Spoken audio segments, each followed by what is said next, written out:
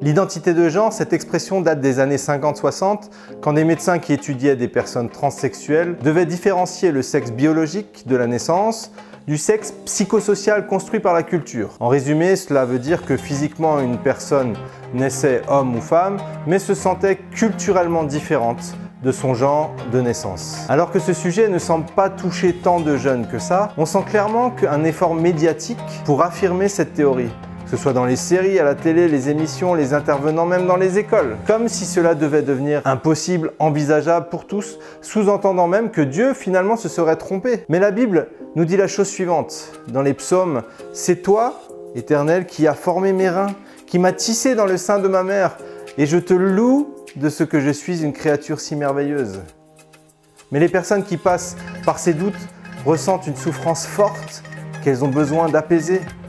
Et je voudrais qu'on puisse prier maintenant.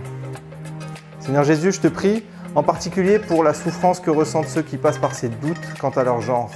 J'aimerais te prier qu'ils puissent ressentir un amour spécial de ta part, qu'ils puissent savoir que tu les aimes telles qu'elles sont, pas telles qu'elles pensent qu'elles devraient être, pas telles que les autres pensent qu'elles devraient être, mais telles qu'elles sont. Je te prie, Père éternel, pour que tu puisses permettre que des gens puissent se réconcilier avec eux-mêmes. Je te bénis, Père éternel, parce que tu es un Dieu fidèle, tu es un Dieu bon. Je te prie aussi que tu nous donnes de ne pas céder à cette pression, mais de garder les yeux fixés sur toi et de continuer à te louer pour la créature merveilleuse qu'on est, que tu as permis qu'on soit quand tu as permis qu'on soit créé.